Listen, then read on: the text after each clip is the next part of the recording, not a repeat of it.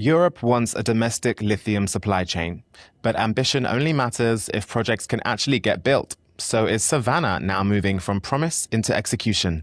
Today, we're looking at Savannah Resources' Barroso lithium project in Portugal, following a major DFS milestone and Portuguese state grant support as the company works towards construction and financing. I'm joined today by Emmanuel Proença, CEO of Savannah Resources. Emmanuel, welcome to the watch list.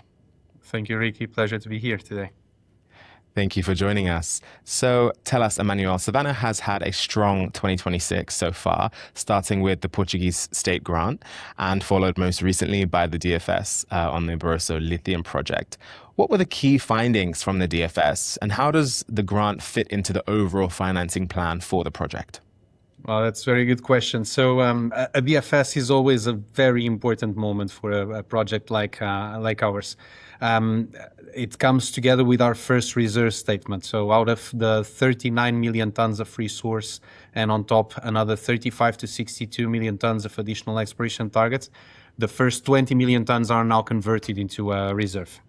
And that's something important for us.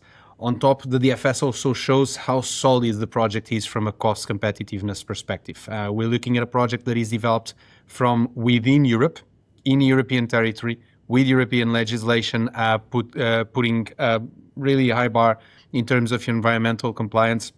And you still get a project that has a C1 cost below $500 per ton, actually significantly below $500 per ton, which for spodumene and lithium is amazing. Actually, it's a very good starting point. In all-in sustaining costs, you are just above $700 per ton. This means that we are amongst the 50% more efficient and more cost efficient in the world.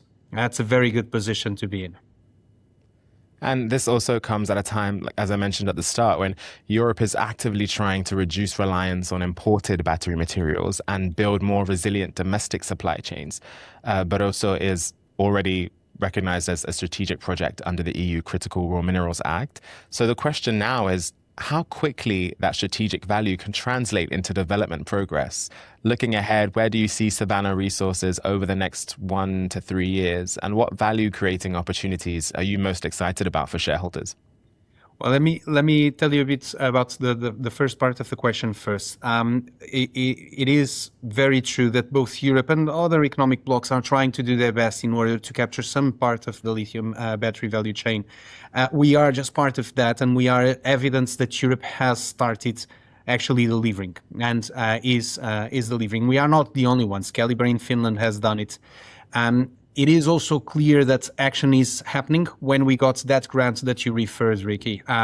More than 100 million euros of support to investment that come as we build. That's a significant contribution, a significant support, and there could be no clearer endorsement of the project by a government and a state entity. This shows how important this project and the value chain is for Portugal, and it also shows how important it is for the region where we are, an impoverished region in interior Europe that really needs to have new opportunities to thrive. Now, when we look at what is coming ahead of us and what is the future, there's plenty to happen. There's plenty to happen. Post-DFS projects always do accelerate. We also know that we are slightly undervalued versus most of our peers that are already post-DFS. So there is potential to improve there.